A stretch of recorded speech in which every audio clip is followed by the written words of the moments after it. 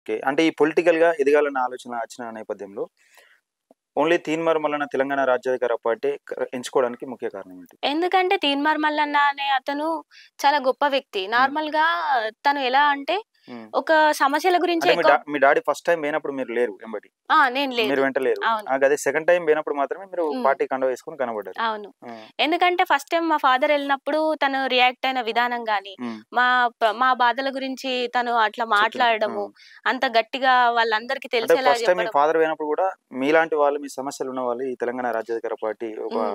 Platform ఇంతవరకి కల్పిస్తది. అంతమంది పొలిటీషియన్స్‌లో హ్మ్. తను అంత పాజిటివ్‌గా రియాక్ట్ అయ్యి మనం హ్మ్. పోరాడదామని తను ఒక్కడు అంటే ముందుకొచ్చిండు. గతంలో మీరు కొట్లాడిన నాయకులను చూసిర్రు. గతంలో అవును. పొన్నం ప్రభాకర్ గారు గూడా అంటే హ్మ్. ఈ సమస్యలను ఆయుధంగా మలుచుకొని నిజంగా వాళ్ళ అధికారం కోసం కొట్లాడారు. కానీ అధికారం వచ్చిన తర్వాత మర్చిపోయారు. అవును. అవును. దీన్ని ఎట్లా చూసిర్రు మీరు?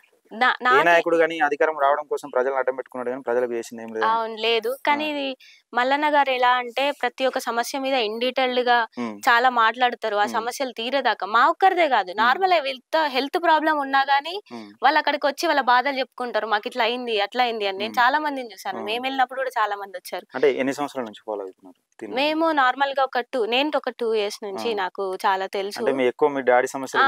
కొట్లాడడం అవునవును. వల్ల ఈ హ్మ్. సమస్యలకు దారేదని దారేదని చూస్తే ఆ! సమస్యల మీద గట్టిగా పోరాడేది తీర్మార్ మల్లన్న అని మాకర్థమైంది.